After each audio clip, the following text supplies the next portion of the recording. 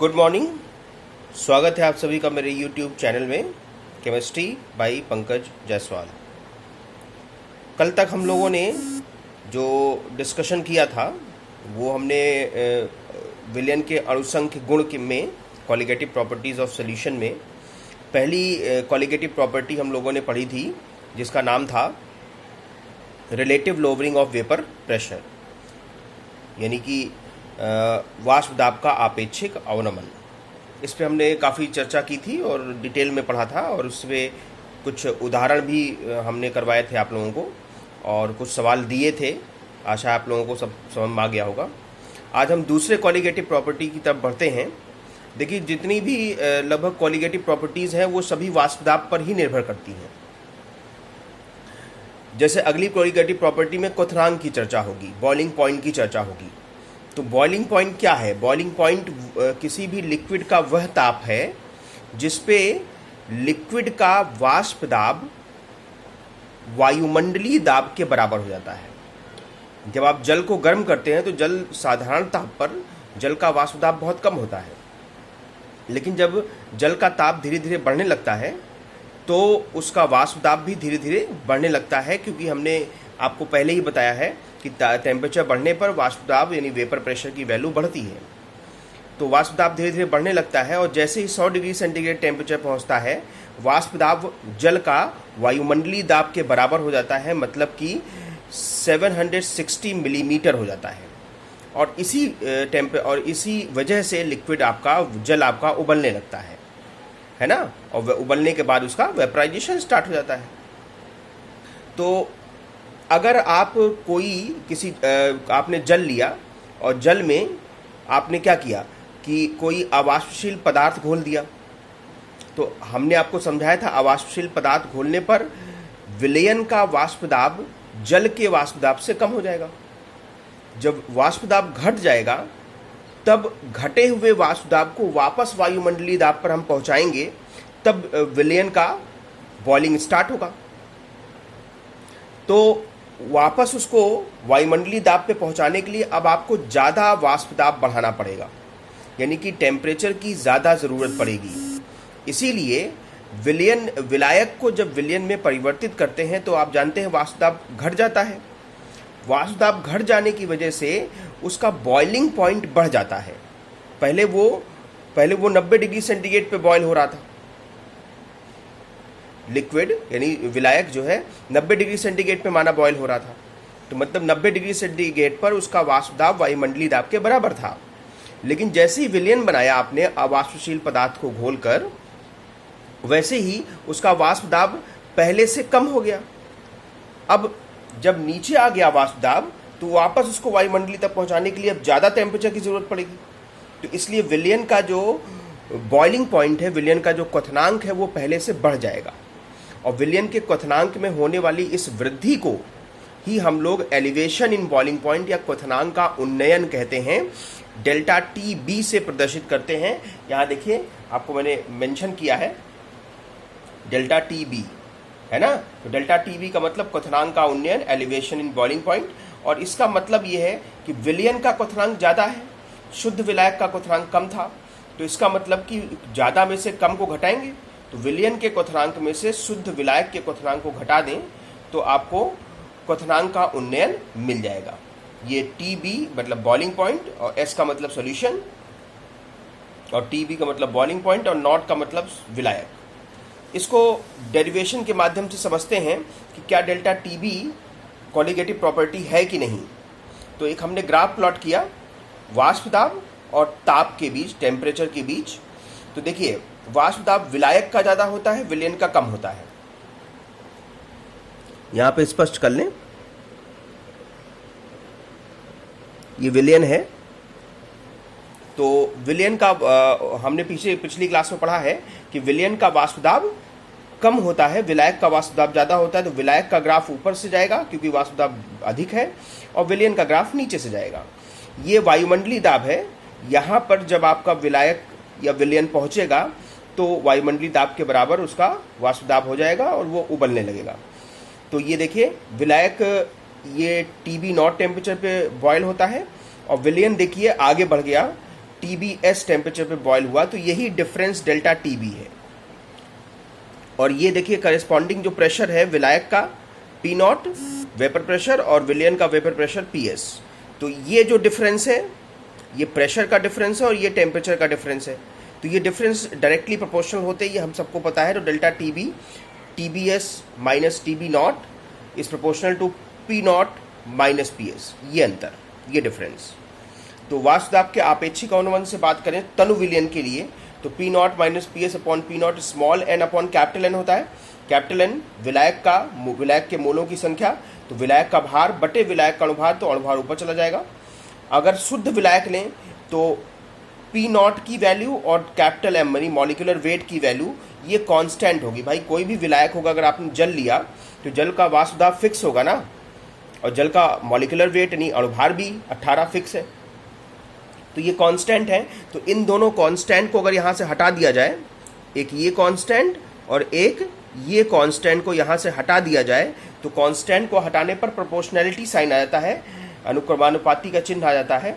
तो P यहाँ से बचा P0 minus PS is proportional to small n upon capital W। तो यहाँ से क्लियर है। अब देखिए ऊपर से पता है कि P0 minus PS delta TB के प्रोपोर्शनल है, तो इसकी जगह डेल्टा TB रख सकते हैं। अब देखिए ये एलिवेशन इन बॉइलिंग पॉइंट क्वथनांक का उन्नयन ये डायरेक्टली प्रोपोर्शनल है विलेय के मोलों की संख्या पर। n जो है यहाँ पर ये विलेय के मोलों की संख्या है, तो डेल्टा TB विलेय के मोलों की संख्या के डायरेक्टली प्रोपोर्शनल है। मतलब कि मोलों की संख्या अगर विलेय के बढ़ेगी तो डेल्टा TB की वैल्यू बढ़ेगी। तो इसका मतलब स्पष्ट है कि ये आपका कोलिगेटिव प्रॉपर्टी है। यही कोलिगेटिव प्रॉपर्टी की डेफिनीशन है कि ऐसे गुण, ऐसी प्रॉपर्टी जो विलेय के मोलों की संख्या पर निर्भर करती है। इसको आगे बढ़ाएं तो ये n विलेय के मोलों की संख्या है और ये विलायक का भार है नीचे W। अगर मान लो विलायक का भार किलोग्राम में है तो ये मोललता हो गई, तो ये प्रोपोर्शनल हो गया मोललता के। इसको आगे देखते हैं। ये देखें विलेय के मोलों की संख्या, विलायक का भार किलोग्राम में ले लें तो ये मोललता हो गई, तो प्रोपोर्शनल हो गई मोललता के। प्रोपोर्शनलिटी साइन हटाएंगे तो एक कांस्टेंट आएगा जिसका नाम है KB। KB का नाम यहाँ पर मोलल उन्नयन स्थिरांक, मोलल एलिवेशन कांस्टेंट या इबुलियोस्कोपिक कांस्टेंट कहते हैं। और इसका मान सिर्फ विलायक की प्रकृति पर निर्भर करता है। विलायक कैसा है इससे KB को मतलब है, विलेय कैसा है उससे कोई मतलब नहीं है। अगर मोललता की वैल्यू 1 हो जाए, मतलब M की वैल्यू 1 हो जाए, 1 होने का मतलब कि विलेय के मोलों की संख्या 1 और विलायक का भार 1 किलोग्राम, अगर ऐसा हो जाए तो डेल्टा KB की वैल्यू डेल्टा TB के बराबर होगी।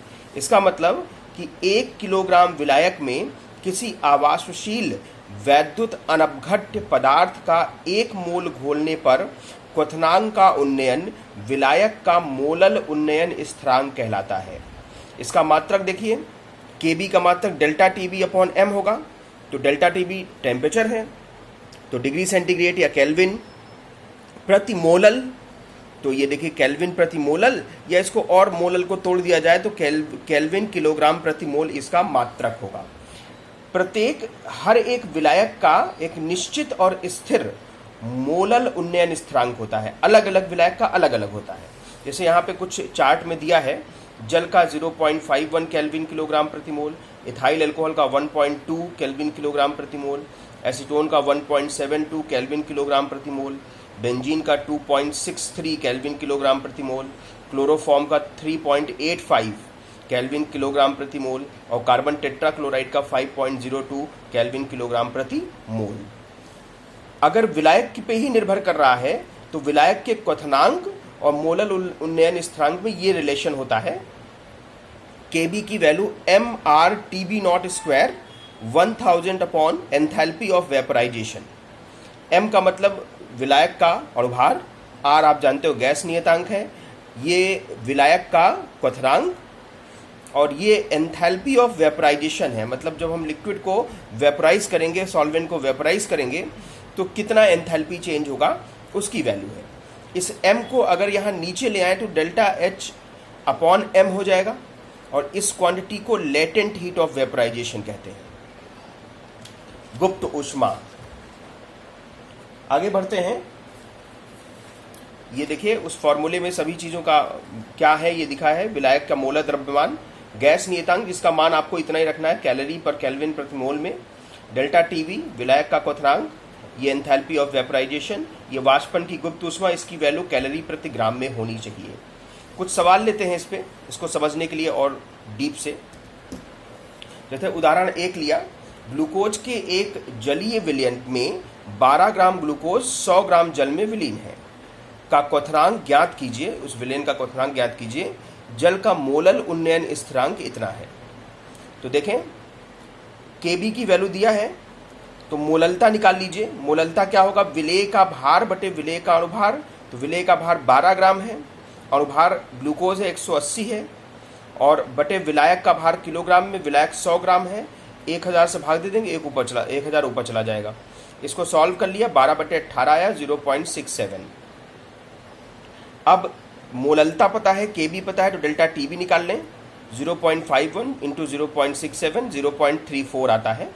तो ये डेल्टा टीबी क्या है, सोल्यूशन का बॉइलिंग पॉइंट माइनस सॉल्वेंट का बॉइलिंग पॉइंट इक्वल्स टू इतना।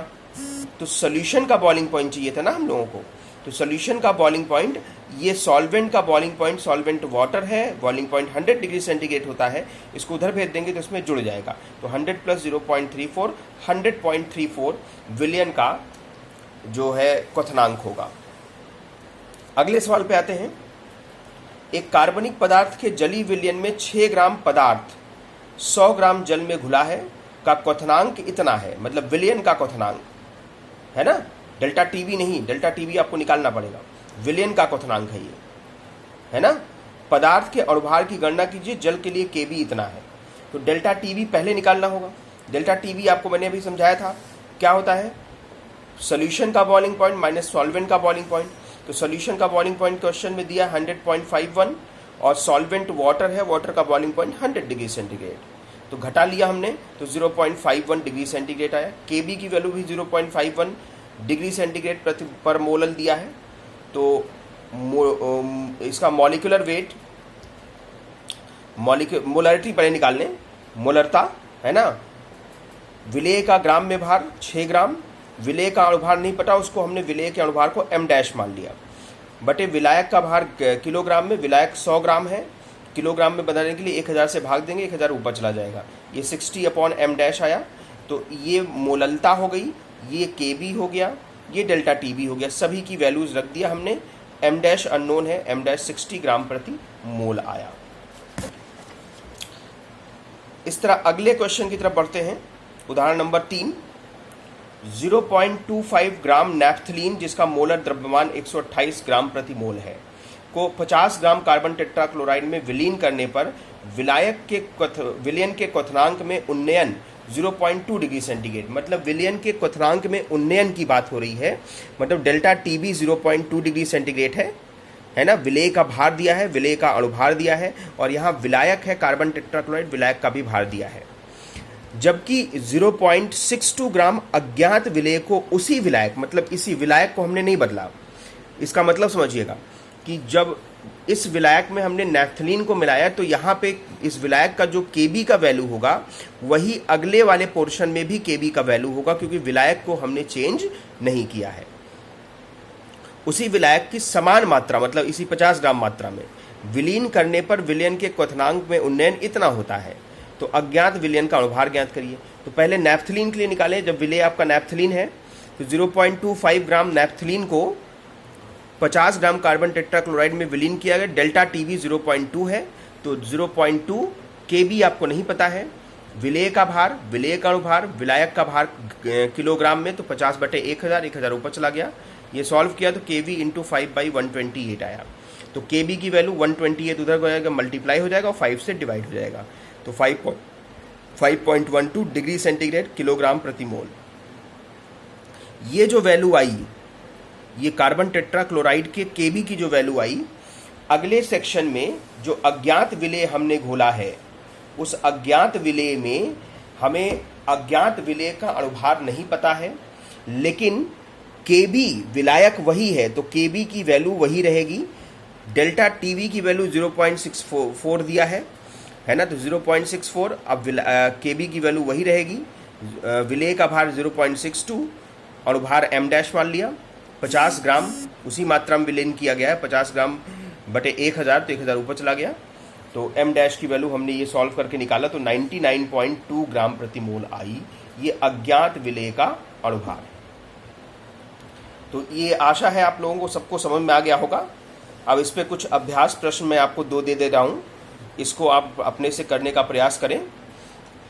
नहीं आता तो मुझे अब मेरे कमेंट सेक्शन में जाकर बताएं, और कोई समस्या हो तो मैं उसका समाधान करूँगा।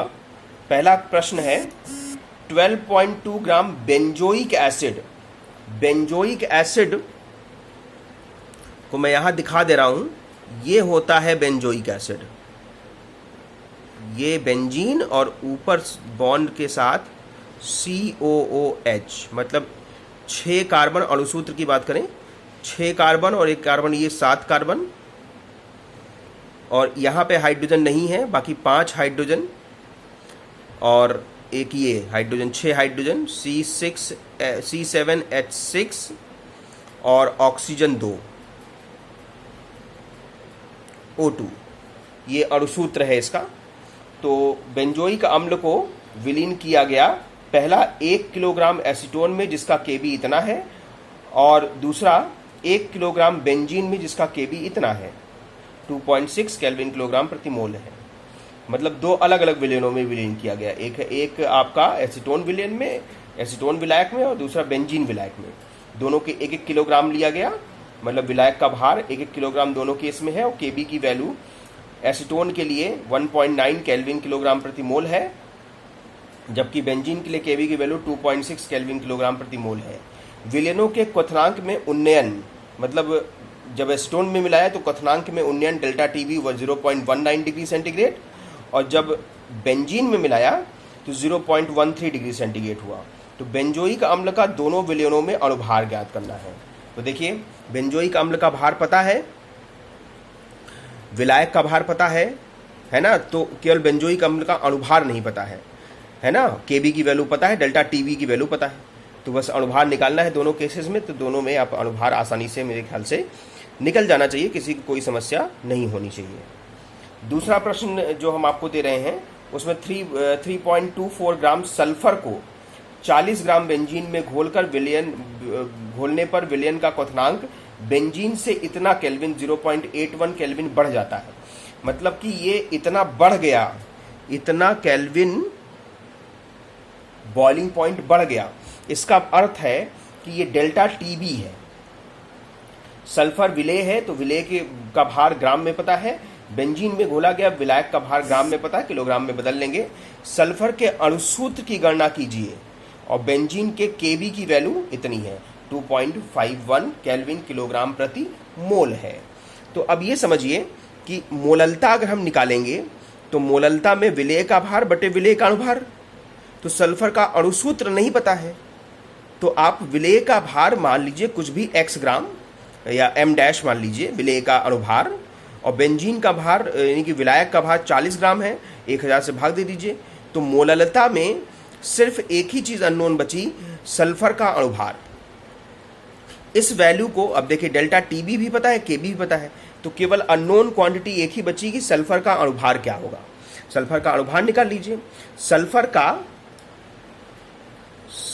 का मान लीजिए अणुसूत्र SX है, तो इसका अणुभार क्या होगा, x इंटू 32, मतलब कि 32x। अब इस कैलकुलेशन से जो अणुभार निकाला उसको 32x के बराबर कर दीजिए, तो x की वैल्यू आ जाएगी। अब जब x की वैल्यू आ जाएगी तो x की वैल्यू यहाँ पे पुट कर लीजिए, अणुसूत्र आ जाएगा। तो आशा है सबको समझ में आ गया होगा। ये प्रश्न अपने से करने का प्रयास करें। मैंने सब दोनों प्रश्नों के हिंट आपको दे दिए हैं कि कैसे आपको करना है ना। आसानी से हो जाना चाहिए, कोई समस्या नहीं आनी चाहिए, है ना। और कोई अगर फिर भी कोई प्रॉब्लम आती है तो मेरे YouTube चैनल के कमेंट बॉक्स में जाकर मुझे बताएं कि क्या प्रॉब्लम है, मैं उस प्रॉब्लम को ज़रूर सॉल्व करूंगा, है ना। और अगर मैं ये व्हाट्सएप पे जब शेयर करूंगा तो व्हाट्सएप पे भी आप मेरे पर्सनल व्हाट्सएप नंबर पे भी मुझसे क्वेश्चन पूछ सकते हैं। तो ये आज के लिए इतना ही। याद हमने दूसरी कोलिगेटिव प्रॉपर्टी पढ़ी फिर कल हमने पहली कॉलिगेटिव प्रॉपर्टी पढ़ी थी, आज दूसरी, अब तीसरी हिमांक का अवनमन है। तो हिमांक का अवनमन हम अगली कक्षा में पढ़ेंगे। तब तक के लिए थैंक यू।